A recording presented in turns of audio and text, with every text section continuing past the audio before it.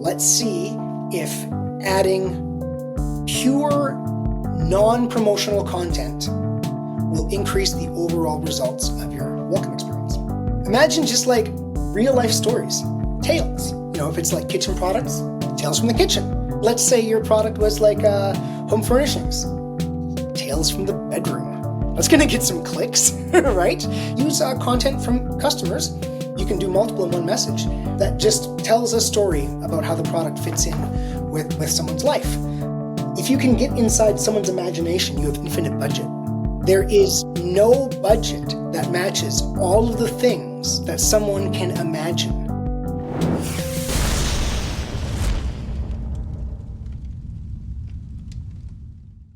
With TapCart, you can instantly turn your Shopify store into an epic mobile app and power a low upkeep revenue stream designed to convert mobile shoppers. And with Q4 just around the corner, there's never been a better time to set up your brand's mobile app. Just like Messi, who launched in 2020 and literally 3 times his sales, or Reason Clothing, who saw a 42% increase in sales over Black Friday, or LSKD, who reached #1 on the App Store last year, beating out brands like Nike and Amazon. Mobile apps give your brand a new owned distribution channel with better conversion rates, higher AOV, and arm you with push notifications that just blow other channels out of the water when it comes to eliciting a purchase. Be like Messi and check out tapcart.com. That's TAPCART.com and get your mobile app started today. It's all killer, no filler. I'm Eric. This is Jogo, and we are here with part 2 of Jogo's Retention Bootcamp. Last time in part 1 of the series, we covered the overall framework that Jordan and his team used to determine success of their mailing campaigns. And today we're diving into more specifically all the content that works best, the cadence with our welcome sequences when we get new users coming on. We are making sense of your welcome experience. Welcome to All Killer No Filler. How you doing? I'm well. How are you today? Good. We were saying that last week's episode was a little cerebral. We went into deep, advanced analytics of with hockey metaphors of our Corsi and our Fenwick rates. And we feel we may have lost some people on some of the esotericness of that data. But today we got a lot of concrete stuff people can use. Yeah, for sure. And so maybe if we go through this and you see some of the content and you go, oh yeah, I want to run some of that content, it might give you might make you go, oh, I'll go back now and watch the heavy metrics one to kind of measure what we're doing. And if not, there's some great content ideas here you can try and just fly blind. Always an option, yeah? But the offer still stands for people to just call into Pilothouse and in an audit of your account, you'll actually set up the data framework that we discussed in the last episode. So that offer is still out there for anyone who wants to get in touch. We'll just set that up for anyone who wants it. That way, you can try these things with ease. Yeah? Very cool. All right, I've got some cards again. This time I darkened it a bit. That last one where it wasn't dark enough, flop. So we're improving our content as we go with content testing as well. And go to YouTube if you want to get the full visual experience of this Jordan Retention Bootcamp. You got to see these cards. So go to YouTube. That's right. Let's go. So we will talk through some content stuff: merchandising, education, lifestyle, and then also maybe a little bit talk about how campaigns fit into this. But again, maybe not. Sometimes campaigns actually don't even fit in this at all. And then we'll go through some more structural stuff, cadence, some other channels, just to talk about how everything fits together. And again, we're discussing how to decrease time to buy and increase 30-day purchase rate. And kind of at the end, we'll talk through a little bit of a hierarchy there so you can understand what's more important and in what situation. And of course, feel free to go back to the previous episode where we talk in depth about those metrics if you have more questions on that. Cool. Shall we jump in? Let's go. Merchandising, right? Spaceballs.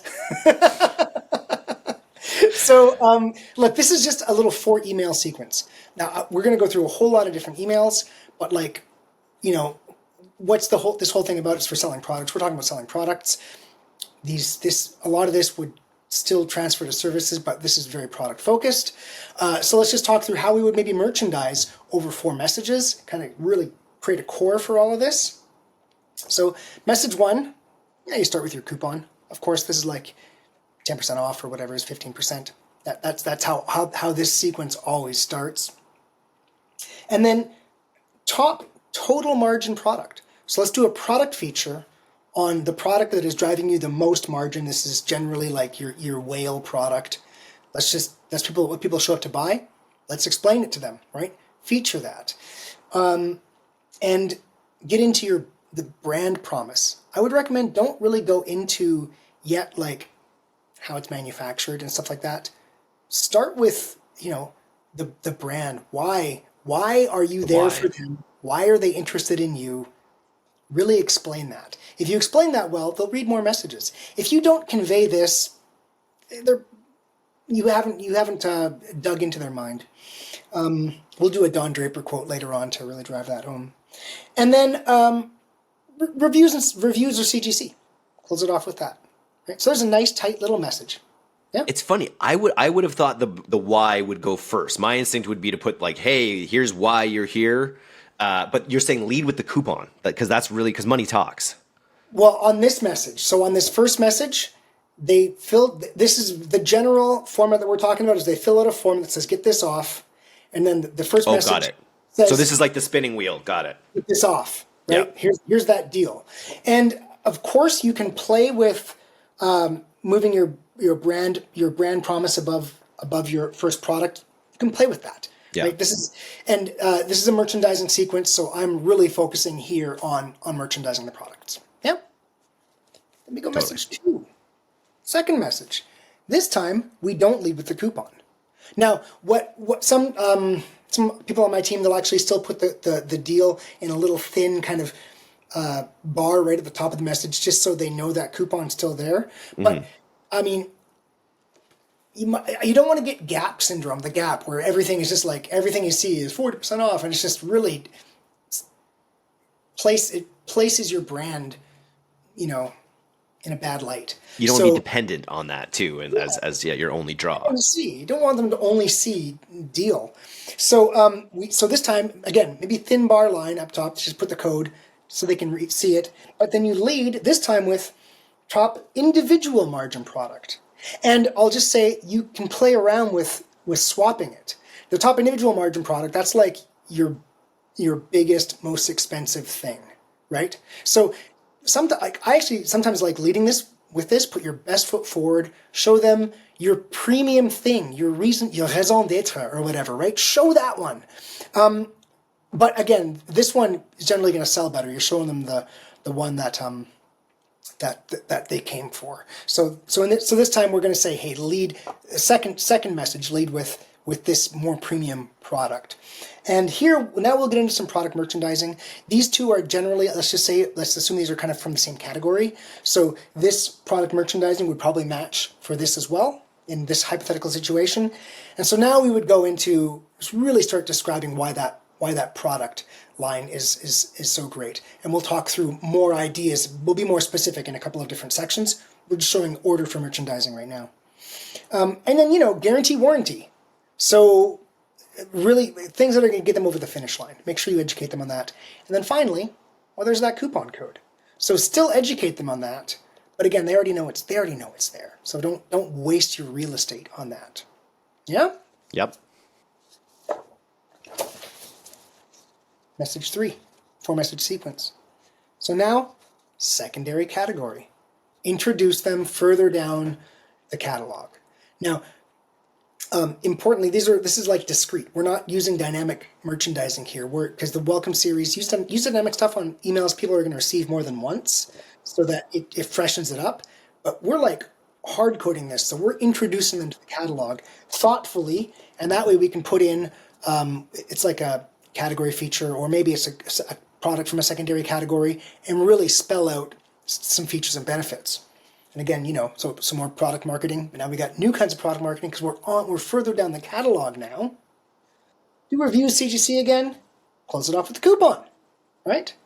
And then finally, we're going to close the whole thing off, lead with the coupon, right? Because we're closing this thing off, and then accessories. So you didn't get them yet.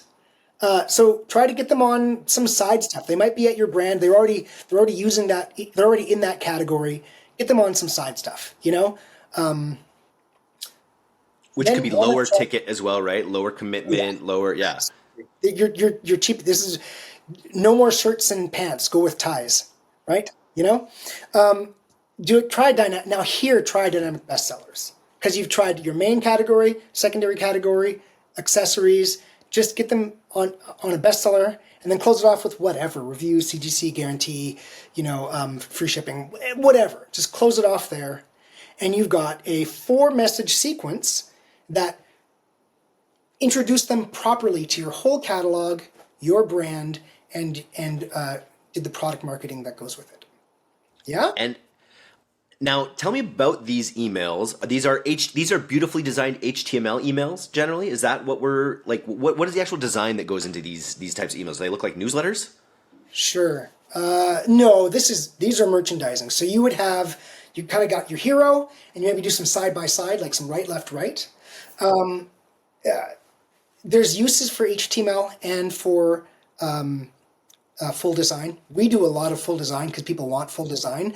But if you're planning on making any changes, HTML is nice because someone can go in there and just edit it, and you don't have to open a Photoshop file, right? And then anybody can do it. So I do highly recommend HTML for a lot of businesses, but mostly what we see this with is full design. And because it's merchandising emails, you want to set it up. I realize now I should have put this in my presentation. Thank you. You want to set it up like a category page. It's almost like you're on the website and there's a bunch of products. The nice thing is here you get a chance to put some descriptions in. You get a chance to be artistic with it. But they're really scrolling through a category page and clicking and going direct to the product. That makes sense? And the nice thing about that is each of these times we featured a SKU. So that means we're driving directly to the product. There are sometimes there are category pages on sites that have a lot of content and really do a lot of that product marketing. So you can when you're putting this together, you can lead with, rather than doing a product feature, you could lead with a category feature, give a bunch of the do a bunch of the product marketing for that category, and then drive them to the category page rather than the product page. It's one click further to cart, but there's more to take in. So if you got a complicated product, you'd probably see more benefit from that. And interestingly, if you go back to our framework work we were putting together, you drive them to that category page, it's a further click back, but you're really getting into their mind, you're really interested in the product.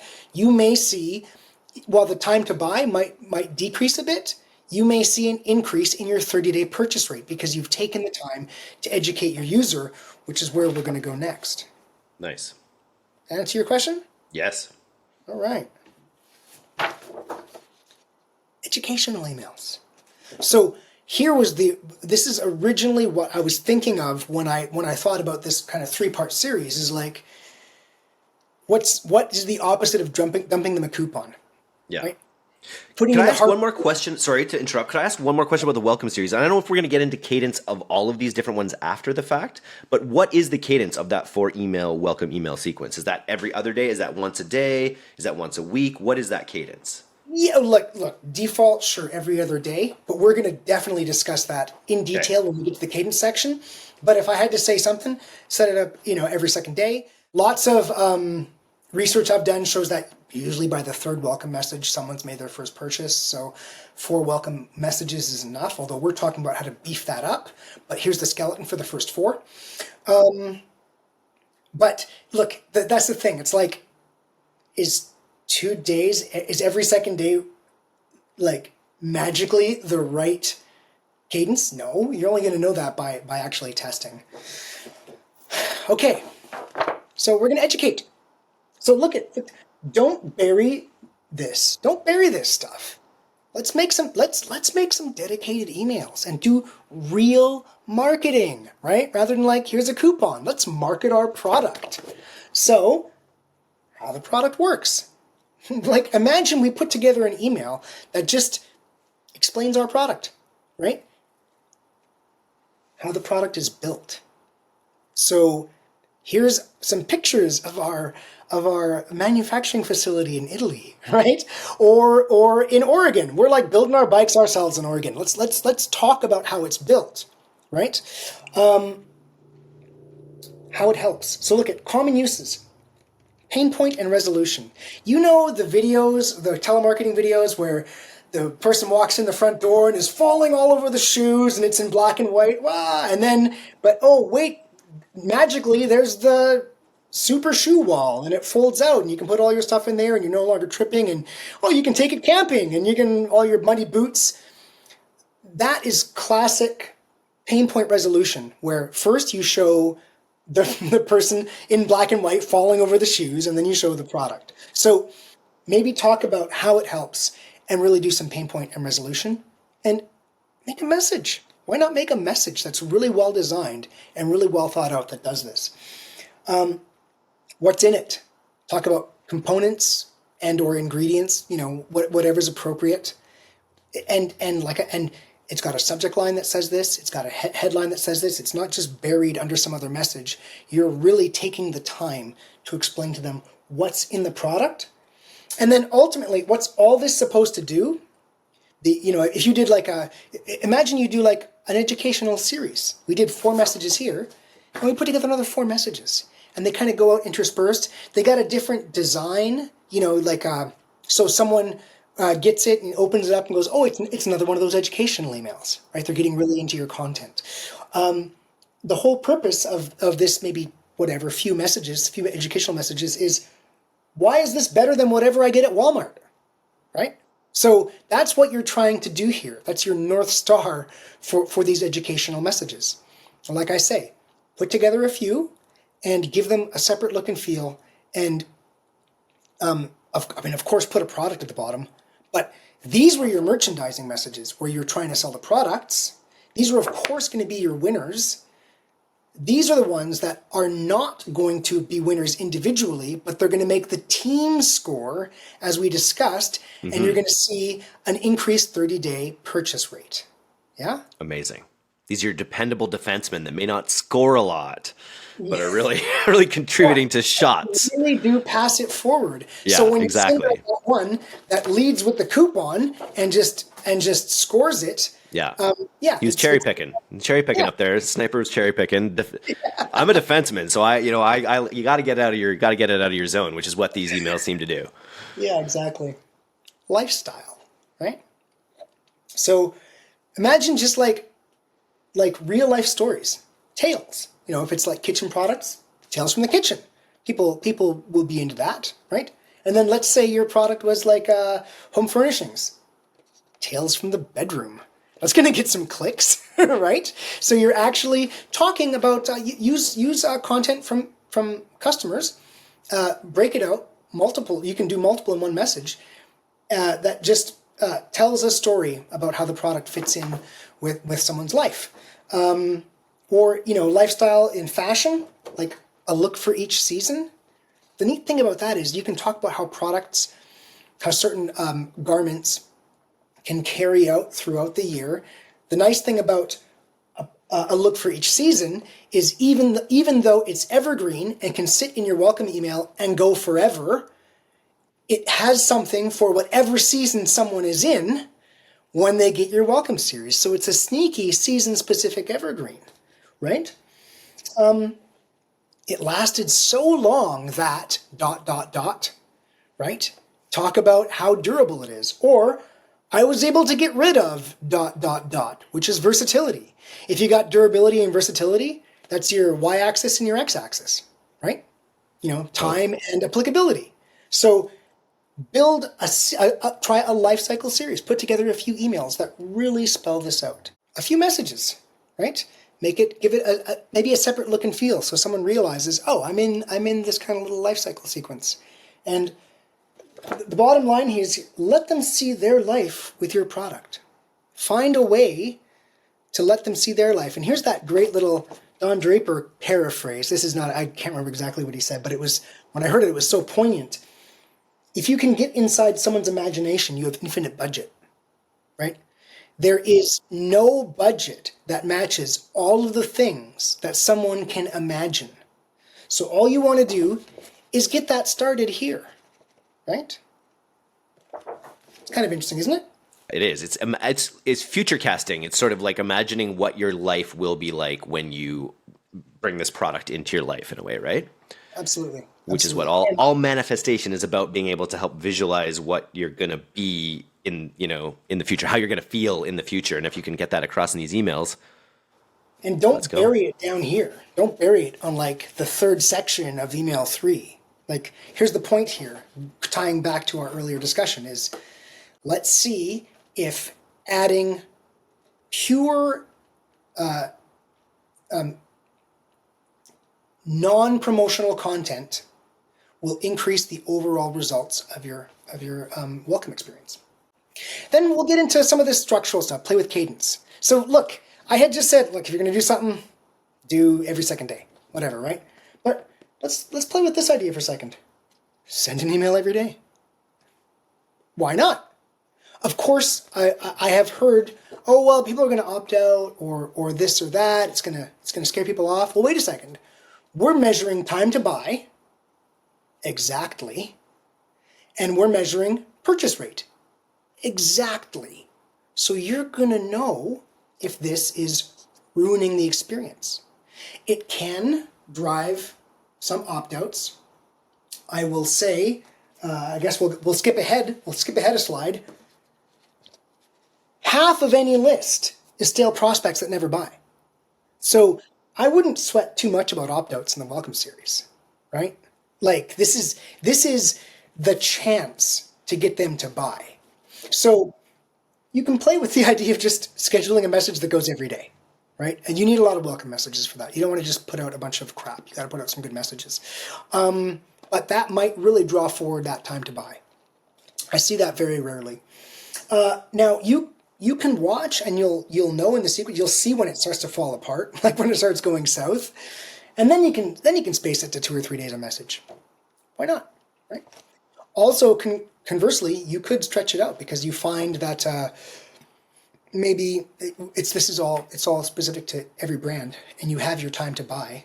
We discussed in the last exactly how to find your time to buy. We discussed, so you can look at it and go, actually, a lot of these purchases are happening later. You can also just stretch this thing out, do the exact opposite, and make sure that they're still getting that welcome coupon, for instance. Also, consider removing people from campaigns during this time.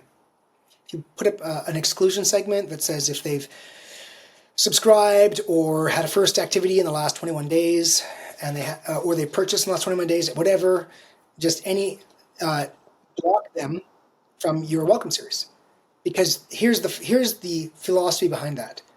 We're putting so much effort into saying exactly what we need to say to get them to buy. Why let them get this email that says, last chance for blah, blah, blah, third email we've sent, and no one's really interested in this? Why give them that email? Why let that stuff their inbox rather than this really, really well thought out stuff? So there's thinking there. At the same time, hey, you know what? It's, especially if you're sending an email a day. But if you're not sending an email a day, hey, you know what? There's an extra impression. So if you starve them from that impression, you starve them from an opportunity to get on the site and purchase.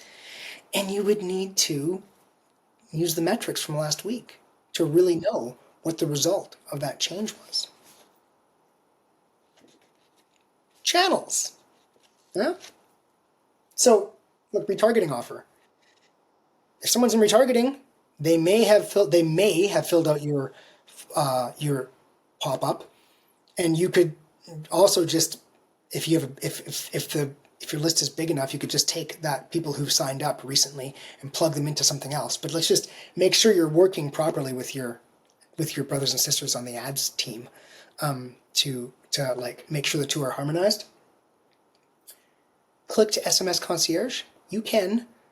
An email is just an HTML web page, right? So you can just have someone click and say, "Oh, SMS," and send a text message to someone in your team. If you've got a product, if your AOV is like $300, it's probably worth it to just get an SMS from someone and use that time to sell them on your highest margin product, right? Why not do that?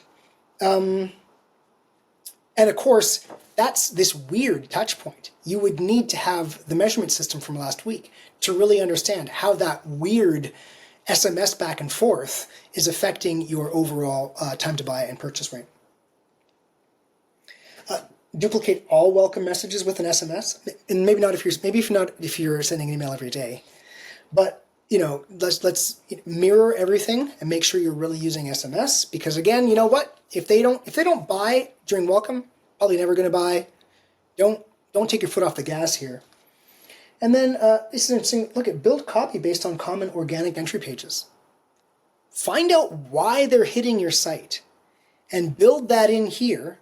Speak to that in here in your welcome series, so that there's a very good chance that after they sign up, they're seeing stuff that makes sense based on where they entered your site. Kind of tie those things together. You mean like referring sites? Like that's like analytics data? Well, I was thinking the entry page on your site and the On your content site, on your site. But of course, you could do the exact same thing with referring sites. Like if you have a whale referrer site, especially if you got like an affiliate relationship, and this is a little in the weeds, you can obviously segment on that too, and you can have a custom series based on entry. Klaviyo does track a bunch of this stuff. It's in the weeds. You got to figure it out, but you could figure it out and customize that. Yep. So we're going to close this thing off, okay? So like I said, half of any list of stale prospects is stale prospects that never buy, so don't sweat unsubscribers and welcome. Don't sweat it. And I'll just say we are trying to improve purchase rate and time to buy. If you improve purchase rate, 30-day purchase rate, that's usually fine. That's great. That's what you want. You want more people. You want more goals, right? We did make the argument, hey, getting that shot on net and scoring faster is good because it increases your revenue, your inventory churn, and allows you to invest in ads faster, and your business will settle at a higher net income. I can't remember what I said last week. But here's the deal. Closing thought here. You have to improve your time to buy a lot to justify worsening your 30-day purchase rate, right? So if you bring that time to buy up a lot, you improve that churn. So let's say you're doing something like, hey, we're sending an email every day. We're just like, get them to buy. That's great. But if you find your 30-day purchase rate is worse, this thing has to be, you'd have to find a way to model this out in a spreadsheet. Good luck. But point being, if this isn't a huge improvement in time to buy, ultimately you're ending up with less customers. So how you would think about that is, well, I've reinvested in ads. Was my incremental growth in the amount of business that's coming through large enough to justify converting a smaller rate of that? That makes sense? I get that. That does make sense. And I also think the time to buy is also like more of a qualitative or quantitative like side metric in a way. So you can determine in those first 30 days how your cadence should be, how your, which is, I feel with that time to buy, you'll be able to see fluctuations in your messaging strategy and potentially tweak it within that. Yeah, I would say like time to buy is the kind of the color metric. You know what I mean? Yeah, that's what I was thinking. Yeah. Vanity metric within the set, and then ultimately your 30-day purchase rate. But if you have a whole lot more coming through, you can justify a lower 30-day purchase rate. You're just shooting fish in a barrel or whatever, right? So, and in the end, final statement, if you go through this whole process and measure it like we discussed last week, look, Mom, no new coupons, right? You're really marketing. Yeah? Not just spamming coupons. Especially if you're deduping your list and making sure when campaigns go out, you're not sending multiple. You definitely wouldn't want a big. If they're in the welcome sequence, you want to be deduping them from any other like coupon or discounting campaigns, unless it's Black Friday, I guess. So look, my thought on that is like if you have a killer sale going on, I would send that to everybody in your welcome series. Because why would you? Because you've decided I want to discount this product this much to get this result. So if it's bigger than your welcome coupon, send that. But don't send just random stuff. Because keep in mind, when someone's been on your list for like 6 months, they get it. They understand what's going on, and you're writing to them assuming that they understand what's going on to a degree, and welcome is like they don't understand what's going on. So don't confuse them with that other stuff, is the thinking behind that. Very cool. Nice. So what do we have one more installment in this. We've covered welcome sequence. What is the third installment in this bootcamp? Yeah, post-purchase. So we are going to talk about how you understand that your whole team is getting that first goal. And the second one is how they're scoring off the rebound or whatever. I don't know what analogy it's going to be. But basically, does the team get that second goal quickly and efficiently? Right? And if you just focus your whole digital strategy on fast first purchase, fast second purchase, you're gold. I mean, you don't even have to worry. Don't worry about anything else. Just the whole thing is set those two things up so they work fast and ignore all your, Warren Buffett, he's like, every year he makes a list of 25 things that he wants to get done. He stack ranks them, and then he focuses on the first 5 and tries to avoid the next 20 at all costs. So if you just stack rank your priorities and say fast first purchase, fast second purchase, and just ignore everything else. Right. Well, that's what you're going to be able to do after part 3 of this series. In the meantime, go to pilothouse.co if you just want to work with Jogo, or if you just want us to set up this data framework so you can start monitoring your time to purchase and your 30-day purchase rate with pristine assuredness, like we described in the last podcast. Awesome. Thanks for coming on, Jordan. We'll talk to you again in a week. One last thing. Shout out to Brianna and Will on my team. We got together. We talked a lot about this, and of course, their input and expertise is a big part of our team. Yeah. Huge shout out. Thanks, Jogo. Talk to you later.